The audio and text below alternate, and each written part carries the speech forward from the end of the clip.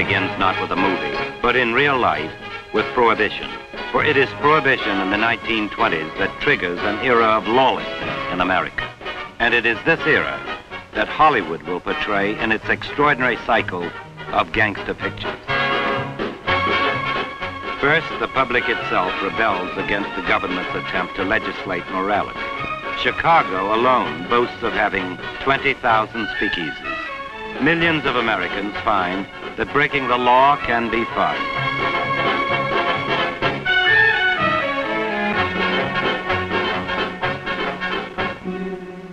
The law, however, now finds itself fighting not only bootleggers, but those who have come in their wake, gamblers, racketeers, and hired killers. The gangster soon becomes a national menace, and the public finds him a mysterious and dramatic figure. The most powerful man in the underworld is Scarface Al Capone. Now barely 30, he controls policemen, judges, and mayors, and he openly runs a vast network of bootlegging, gambling, protection, and vice.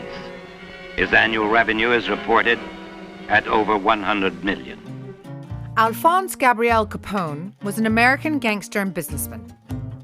During the Prohibition era, he attained fame and notoriety as the boss of the notorious criminal organization known as the Chicago Outfit. From 1919 onwards, Capone was involved in a long-running war with the Chicago North Side Gang, culminated in the famous St. Valentine's Day Massacre of 1929. In his youth, Capone had been a doorman in New York. It was there that Capone insulted the sister of a hoodlum called Frank Galluccio. To teach him a lesson, Galluccio slashed Capone 3 times on the left side of his face with a razor. The nickname Scarface was one that he really loathed and detested, but it was a very clear disfiguring mark that we can see on all of the contemporary pictures of Al Capone. Al Capone is both the most famous of American gangsters and also one of the most infamous. During his lifetime, he had become a celebrity, and any appearance publicly by Al Capone was greeted by huge crowds. In Hollywood's eyes, if you're lucky enough to be born in the slums, you have an advantage. Everyone knows that when you grow up without tennis courts and swimming pools, you're entitled to become a criminal. And early in life, you develop rather antisocial attitudes. Al Capone was of Italian extraction and initially was based in New York. Capone was born in New York City in 1899. He joined the 5 Points gang as a teenager and became a bouncer in organized crime premises, including speakeasies, gambling joints, and brothels. In 1919, Capone moved to Chicago and became a bodyguard and trusted factotum for Johnny Torrio, the head of the Chicago Outfit. The Chicago Outfit was a criminal syndicate involved in racketeering, protectionism, speakeasies, gambling dens, prostitution, and the illegal manufacture and supply of alcohol. Johnny Torrio was able to control his myriad of activities, as he was protected by the mafia in the shape of the Unione Siciliana. In addition to the mafia, Torrio enjoyed the protection of local police officers and politicians. Corruption was so endemic and entrenched in Chicago, its existence was widely recognized. In Chicago during 1924, a long-running conflict between Torrio and his rivals, the North Side Gang, escalated. North Side gunmen attempted to murder Torrio and almost succeeded in killing him. On recovering from his gunshot wounds, Torrio decided that he had had enough of the world of crime and decided to retire. In 1925, Torrio handed control of his criminal enterprise, then reputed to be worth $7 million, to Al Capone. By 1930, Capone was also a cocaine addict, which brought with it all of the delusions and hyperactivity which comes with that highly addictive substance. In 1931, federal authorities charged Capone with 22 counts of tax evasion. The king of the gangsters is about to get his, and a lot of Chicago folks are on hand at federal court for a last look at Scarface Al Capone before Uncle Sam puts him away. Here he comes, the big boy himself. What's the hurry, Al? Where you're going, you'll have loads of time. Upon his conviction, Capone was sent to Atlanta U.S. Penitentiary. Upon his arrival there, he was officially diagnosed with syphilis and gonorrhea.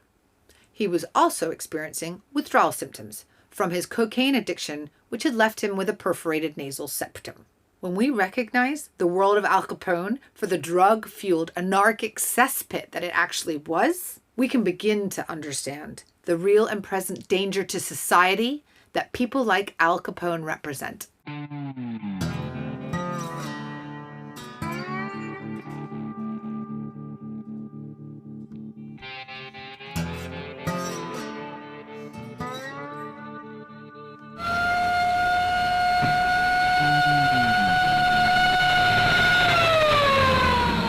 Some of the outstartling features about this car, whereby he evaded the law, was able to get by in fast traffic, I will demonstrate to you. First, the fact that this car is equipped with a regulation police siren. The siren in this car would enable Capone to get away at any time, as it is one of the laws in the United States that no one but an official, a police or fireman, may have one of these on his car. And by merely touching...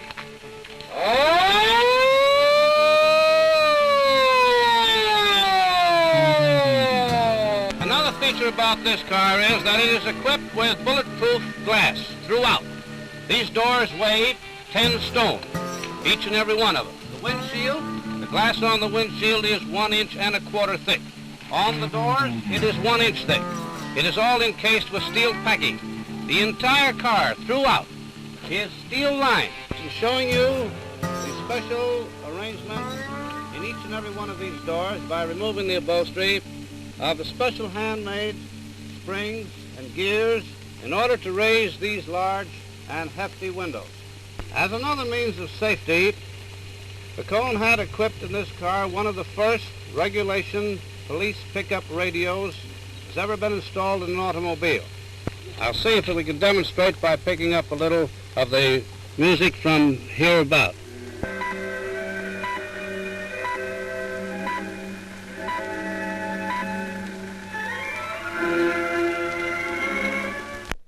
The catalyst for the rise to power of the crooks who controlled the Midwest in the 20s and 30s was prohibition. In 1920, the Volstead Act criminalized the manufacture and sale of alcohol throughout the U.S. However, large sections of American society still wanted to enjoy a drink. As a result, the illicit drinking dens known as speakeasies were born. Speakeasies boomed in every town and city in the U.S., and it soon became obvious that the U.S. government had unwittingly handed control of the entire U.S. alcohol industry to the criminals who were prepared to disregard the law. Billions of dollars flowed into the hands of the crooks who ran the speakeasies, gambling dens, and brothels, where the illicit booze nicknamed moonshine was available for sale. The identities of those who controlled the manufacture of moonshine were widely known, and this open secret soon became the subject of satire, including the famous cartoon character Felix the Cat.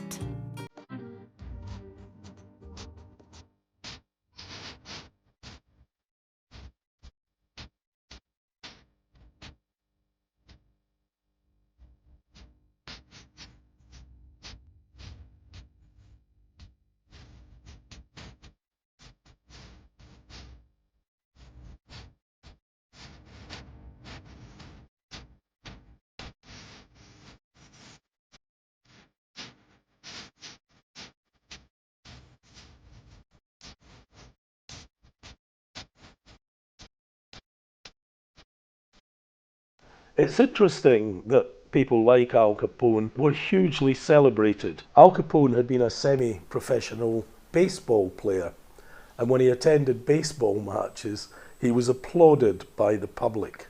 You have to realise there was a great deal of resentment against prohibition. As a result, people like Al Capone were celebrated by the general populace because he was giving them what they were being forced to give up against their will, which was beer, wine, whiskey, any type of moonshine. as a result, Capone became a huge celebrity. Al Capone was very active in the New York crime scene, where the speakeasies generated a stream of crimes involving bootlegging and prostitution and gambling. These crimes were very, very lucrative, and as a result, a number of gangs sprang up, and then there was a great deal of internecine warfare. You have to understand that these are not people who live by the normal rules of society. They would murder and kill anyone on the slightest pretext. They were vile, low-life scum. It's very important to understand that. Why are we so interested in gangsters? Why are we interested in Al Capone and all the gangsters? They represent the very opposite of what we're taught to do. We're taught to be good citizens, to go to work, to behave. And yet these people lived outside of society. They are more than rebels. They are downright evil. And yet, gangster now means good. These gangsters have been entrenched in power a long time, and through the use of money and political influence have been allowed to build up until they had given Chicago a tremendously bad name. My war on these gangsters will never let up until they are entirely exterminated. These public enemies, such as Al Capone, Bugs Moran, and Terry Drugan, do not belong to society. They have forfeited any constitutional rights they may have had because of the crimes they have committed. They should be executed for the murders for which they are responsible. Gangsters lived in a world very different to you or I. They had rules that we simply don't recognise. It was kill or be killed. There were no scruples. There was so much money to be made that turf wars were inevitable. Al Capone moved to Chicago on the orders of his boss, Torrio.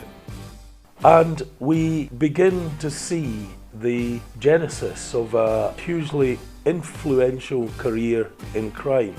In Chicago, he becomes the king of the mobs. There is so much money to be made in the Windy City that it's almost impossible for Al Capone to fail in his career as a gangster. The problem we have when we approach someone like Al Capone is the fact that he's been portrayed so many times on the silver screen, generally by actors who've made a name for the brilliance of their performances, but also for the fact they're generally good-looking people. Hollywood soon decides to cash in on the public's fascination with public enemies. In the 1930s, studios grind out dozens of gangster pictures, and immediately the censors protest that Hollywood is glorifying crime.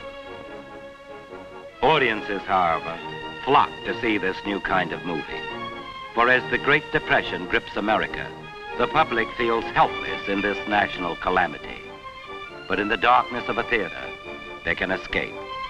They can live vicariously in the forbidden adventures of men who take the law into their own hands.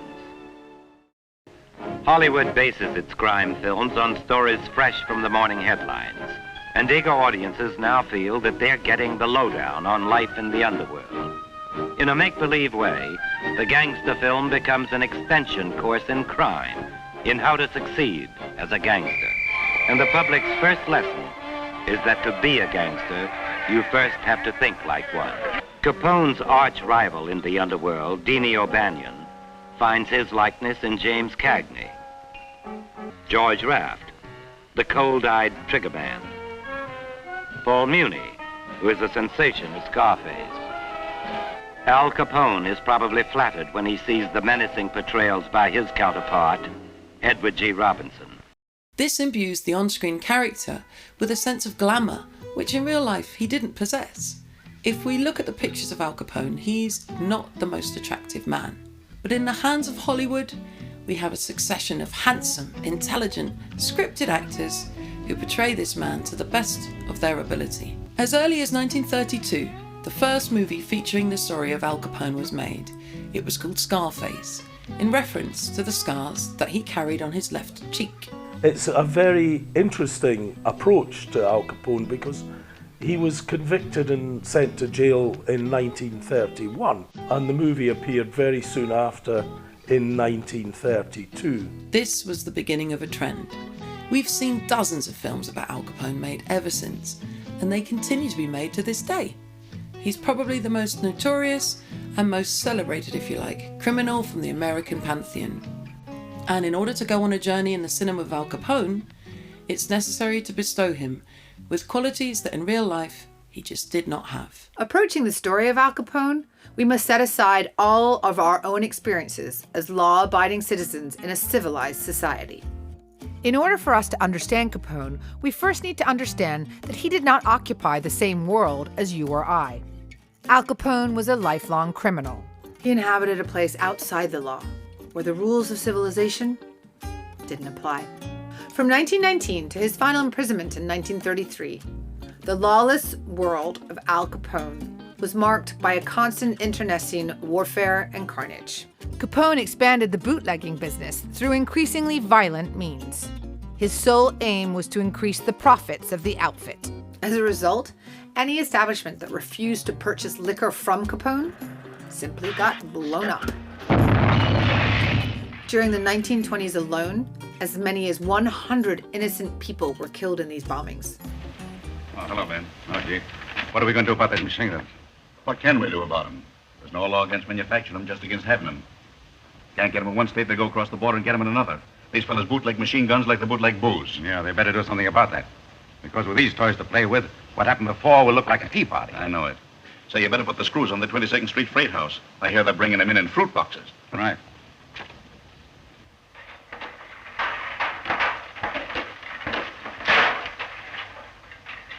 Monty thinks he's going to run this side of town now that he's got a harrow. He's getting too big. Yeah? He won't get any bigger. You take him before he finds out about these guns. 300 slugs a minute. What's the rest of them unpacked? How many we got? Plenty. There's a lot more coming. O'Hara had them run in across the line last night. We'll have the cops on our necks. Forget it. They can't do anything about it. There's no law against bringing guns into the state, and we can buy all we want.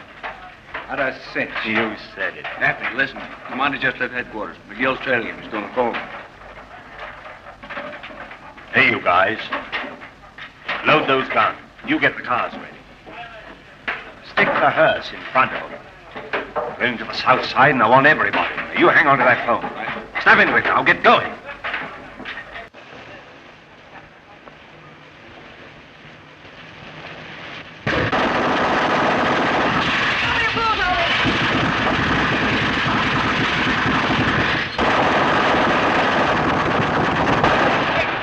O'Hara's mob.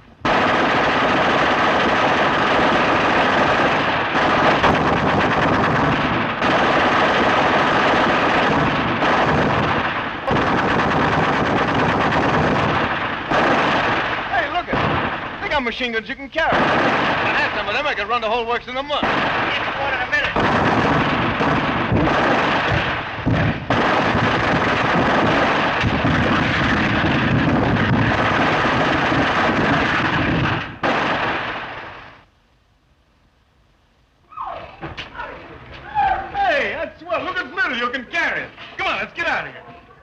The world of Al Capone was marked by a constant pattern of murder, corruption, bribery, slaughter, racketeering, and intimidation. His was an amoral universe marked by incessant warfare between different gangs of mobsters. In a while. What's all the damages here? Hey, what is this?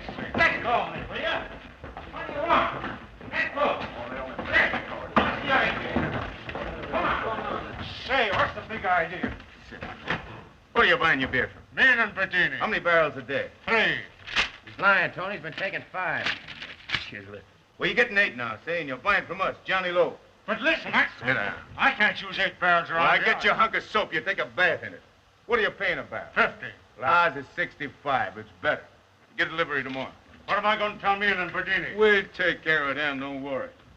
Well, that's order number 1. Now we get plenty more. There's a system to these things. How many barrels did you say you wanted? 6. Uh-huh. Well, you're getting 10. You're getting a delivery tomorrow. A seething mix of uncontrollably violent, deadly, and destructive feuds between gangs of mobsters were a constant in Al Capone's world.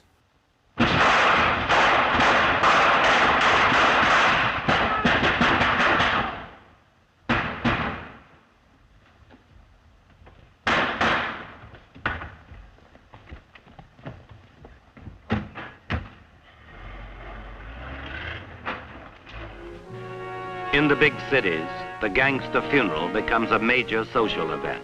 The mourners frequently include city officials and congressmen. And the funeral of racketeer Dino Banyan is attended even by the men suspected of killing him. Among them, Al Capone.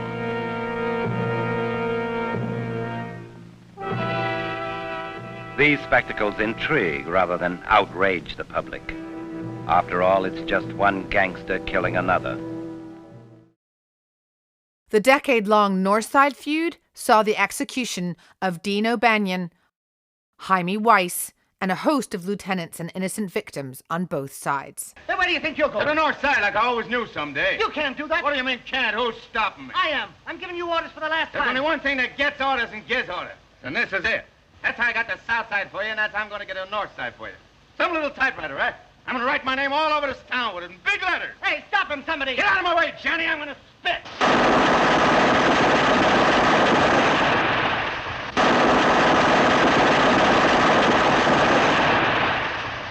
Come on, fellas. Hey, Tony, take this along in case that bean shooter doesn't work. Okay. The long-running feud with Joe Aiello resulted in Aiello offering a $50,000 bounty to anyone who eliminated Capone. At least 10 gunmen tried to collect that bounty, but all ended up dead. However, all of this shockingly violent criminal activity continued in public view for year after year.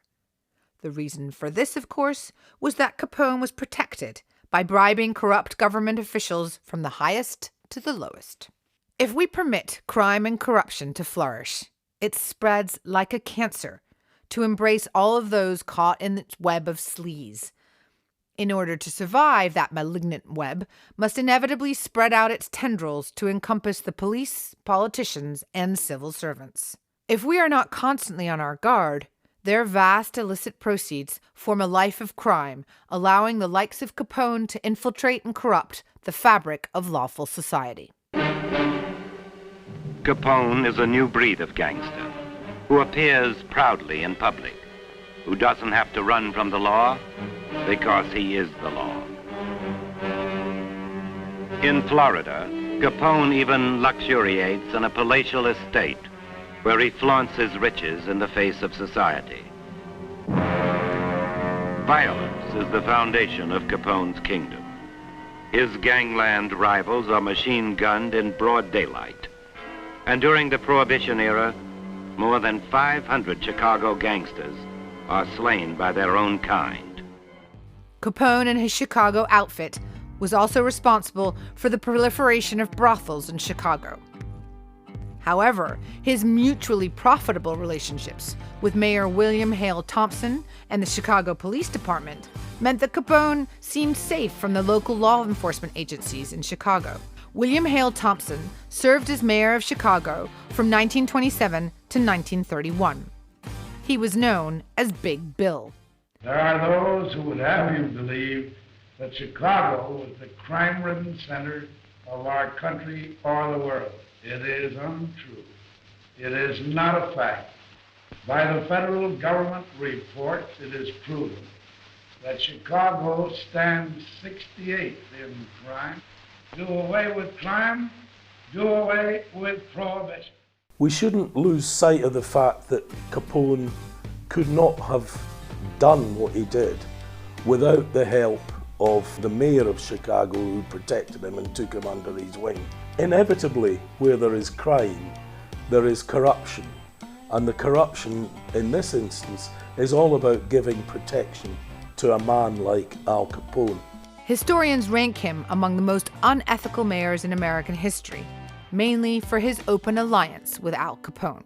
There is also the saddening fact that after the death of Mayor Big Bill Thompson, 2 safe deposit boxes were found in his name containing over $1.8 million in cash.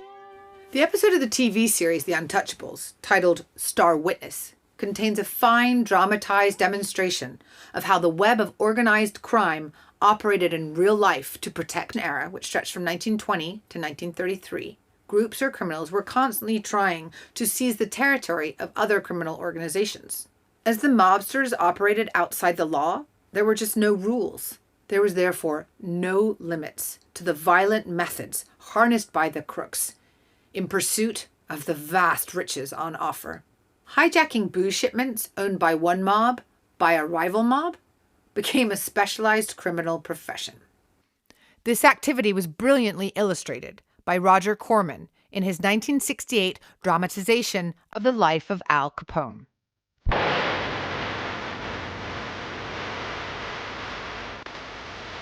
Starring Jason Robards, unforgettable as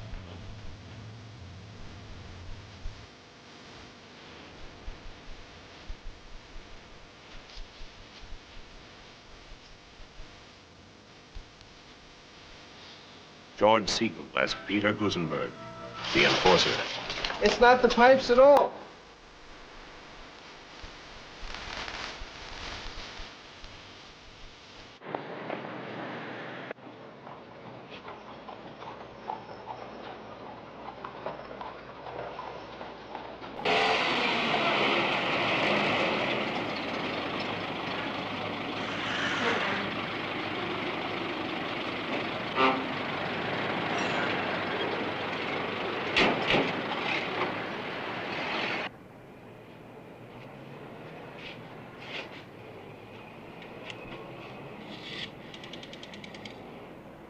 Operator. Yeah, lady. Get me the cops.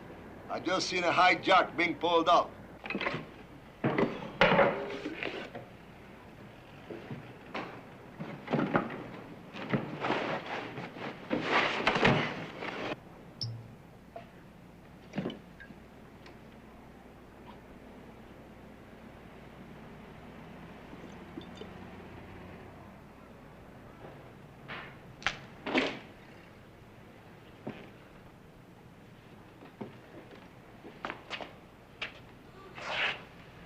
Okay, Nick, get it unloaded. The money. Signore, first you pay me the money.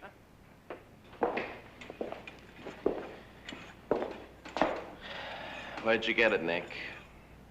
Mr. Moran, he don't to say that. He just to say. Little hijack job, huh, Nick? Got it off of Dingbat Alberta's boys, right? Oh. We hear these things, Nick. You don't pay the dingbat, we don't pay you. Unlike his predecessor, Johnny Torrio, Al Capone was not a low-profile operator. As the profits from his organized crime empire grew, Capone indulged himself in his passion for custom suits, fine wines, gourmet food, and female companionship. He was particularly known for his habit of wearing flamboyant and costly jewelry. As the new boss of the Chicago outfit, Capone cultivated a high-profile public persona. He made public announcements concerning his donations to various charities and established a soup kitchen for those made destitute by the Great Depression. As a result of his public relations, he was viewed by many as a modern-day Robin Hood. God, but this is the finest soup I ever tasted in my life, and give my regards to this place. Surprisingly, Al Capone was known for his huge altruistic streak. He opened soup kitchens for men with no jobs in the Great Depression. And this obviously struck a chord with the public, who were very sympathetic to the idea that someone who'd always been labelled as a businessman was able to provide for the victims of the Great Depression.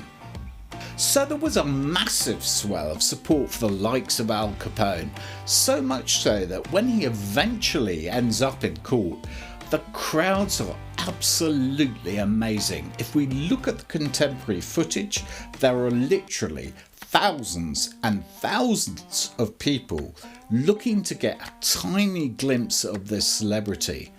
And he's completely surrounded by journalists waiting for the flashbulbs to go off.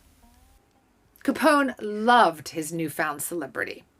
He reveled in the fame which accompanied his newfound public profile. In his youth, Capone had been a semi-professional baseball player. In his new capacity as a Chicago-based altruist, he basked in the cheers of the crowd as he attended baseball games. However, the seeds of Capone's own destruction were sown by these very public appearances. The love of his public status as a celebrity and the pursuit of more and more fame was to prove the downfall of Al Capone. As an organized crime boss, Capone should have known to stay firmly in the shadows and remain as anonymous as possible. However, Capone could simply not resist the temptation to step into the limelight. For 5 years, from 1924 to 1929, Capone proved himself the mastermind of perpetual gang warfare. However, with his love of public adoration allied to his new feeling of invincibility, Capone became overconfident. Finally, in 1929, he had overstepped the mark. The infamous 1929 St. Valentine's Day massacre, in which 7 of his North Side gang rivals were brutally murdered in broad daylight, proved to be the turning point for Al Capone. But the dark side of Capone is internecine warfare. The desire to hold on to their criminal activities results in a constant series of wars between gangsters. Of course, the most famous was the infamous St. Valentine's Day massacre, where the rival Northside gang were gunned down in cold blood by members of the Al Capone gang. The reason this is such a famous incident is that there was no attempt at all to disguise it as anything other than a massacre. It wasn't killings or fighting. It was literally taking out gang members and shooting them to death with a submachine gun. All 7 of you. What's the gag? Is the heat on? Plenty. Face the wall. Put your mitts up. All of you.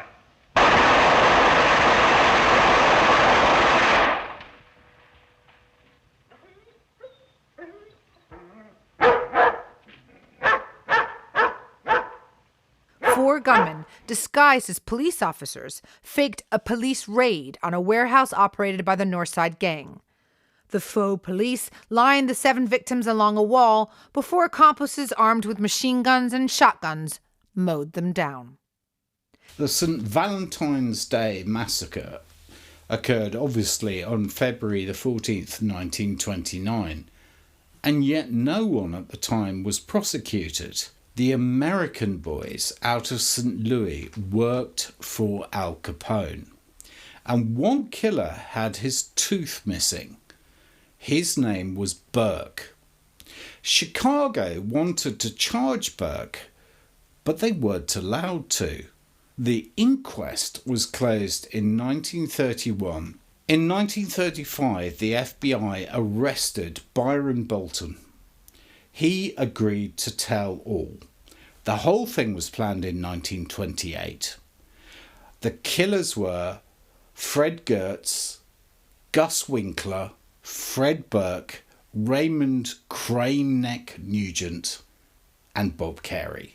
The FBI director J. Edgar Hoover said it wasn't an FBI matter, it was a matter for local police. No one was prosecuted for the St. Valentine's Day murders, but the killers all paid for their crimes. Fred Burke was convicted of killing a police officer in 1931. He died in prison. Bob Carey was shot to death in 1932 in a murder-suicide. Gus Winkler was murdered in 1933 on the orders of Frank Nitti, Capone's successor, on suspicion of talking to the FBI. Fred Gertz was murdered in 1934. Raymond Nugent was last seen in 1930 with Capone, after which he disappeared, and we can only assume that he was murdered. This shocking event was shocking even by the standards of Chicago mobsters. Photos of the slain victims outraged the public. The St. Valentine's Day massacre destroyed the carefully cultivated public image of Capone, and the newspapers responded by dubbing Capone Public Enemy Number 1.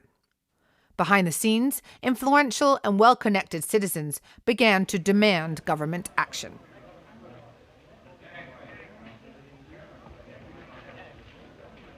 Here's Gaffney. Gaffney, what do you know about this? Well? Well, I was on my way here to the garage to keep an appointment, and I was late. Yeah? And a car drives up and some guys pile out. 2 of them was cops. At least they was dressed like cops. Cops? That's a new gag. Then what? Well, it looked like a pinch, so I beat around the block and it was over. Then he picked me up. Yeah, you're lucky you were late. Now take a good peek and see what you missed.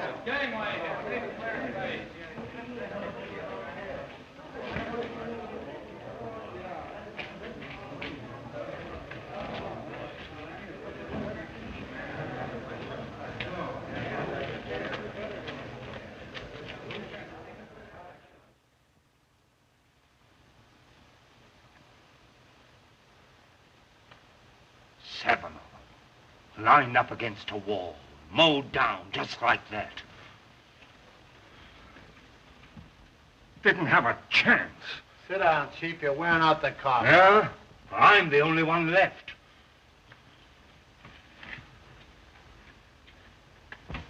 Thinks he'll get me, huh? Fat chance. The reason that that's important in the story is the fact it illustrates the world of the gangsters. They lived in this jungle where the ordinary rules of society just didn't apply. Therefore, it was kill or be killed. There was no mercy, there was no morals, there was no indecision. They literally had to destroy their opponents, otherwise their opponents would destroy them. These were the rules that they lived by. They're not the rules of society, obviously, and for that reason, they should not have been in society. Inevitably, they're supported by corrupt politicians, and we see that in the story of Al Capone, where the mayor is going to protect him, and he has a close relationship with various politicians, and it's also suspected, obviously, Chicago police officers. Al Capone was dubbed by the press Public Enemy Number 1. Once the internecine warfare had reached a peak, something just had to be done, and there was a press campaign against Al Capone. In wake of the Valentine's Day massacre, Walter A. Strong, publisher of the Chicago Daily News, decided to ask his friend, President Herbert Hoover, for federal intervention in the Capone case. He arranged a secret meeting at the White House. On March 19, 1929, where Strong was joined by Frank Loesch of the Chicago Crime Commission and Laird Bell, the 3 men made their case to the president. In Hoover's 1952 memoir, the former president reported his recollections of the meeting. Chicago was in the hands of gangsters. The police and magistrates were completely under their control. The federal government was the only force by which the city's ability to govern itself could be restored. At once I directed that all the federal agencies concentrate upon Mr. Capone and his allies. In 1929, federal authorities became intent on jailing Capone. Hoover gave the order for a multi-agency attack. There are three needs in America today in law enforcement: the elimination of politics from law enforcement, emphasis on efficiency, and cooperation between police agencies. We should all be concerned with but one goal: the eradication of crime. The Federal Bureau of Investigation is as close to you as your nearest telephone. It seeks to be your protector in all matters within its jurisdiction. It belongs to you. Treasury and Justice Departments developed plans for income tax prosecutions for Chicago gangsters. A small elite squad of Prohibition Bureau agents, namely among them Elliot Ness, were deployed against the bootleggers. In a city known for its corruption, these lawmakers were distinguished by the fact that they were known to be uncorruptible.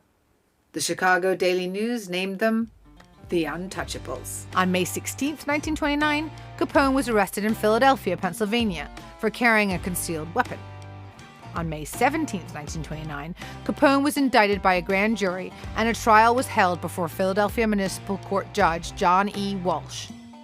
Following the entering of a guilty plea by his attorney, Capone was sentenced to a prison term of 1 year. On August 8, 1929, Capone was transferred to Philadelphia's Eastern State Penitentiary. Ultimately, the FBI were on the case of Al Capone.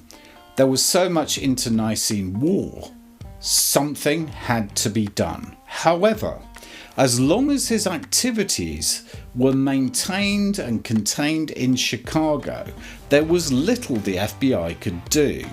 They can only really act where there is a crime which incorporates more than one state. As long as the actions of Al Capone were confined to Chicago, he was relatively safe. But what happens is eventually the FBI is able to harness the tax laws, which are pan-state laws. This results in Al Capone finally being charged with tax evasion. Capone admitted he had been involved in tax evasion, and he thought he had done a deal protecting him from a long prison sentence. Unfortunately for him, the judge came in and said, "I'm not bound by any deals you made at all," and he was sentenced to 11 years imprisonment. Unfortunately for him, due to his brushes with prostitution and the bad world of prohibition speakeasies, there is clear evidence that he had neurosyphilis, which ultimately was going to bring him to an early death. There were cures available to deal with syphilis at an early stage, and he could have been saved from this illness. As it was, he spends many years in prison suffering from this terrible illness which affects his brain. That, ultimately, many people would say is poetic justice for a man who was prepared to kill anyone who got in his way. After serving 7.5 years of his imprisonment, Capone was released and spent the rest of his retirement living in Florida.